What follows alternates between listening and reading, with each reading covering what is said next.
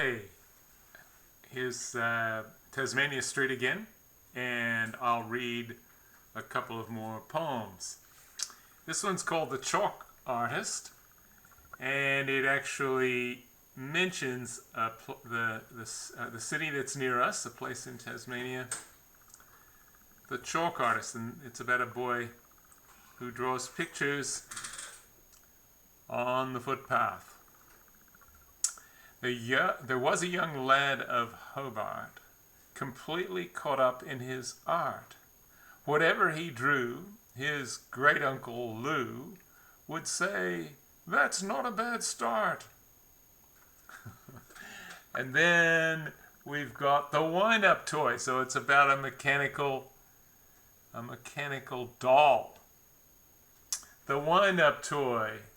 Sheila Shenanigan, all unwound, doesn't move or make a sound. But when you tighten up her springs, Sheila walks about and sings. So there's 2 Tasmania Street poems for today.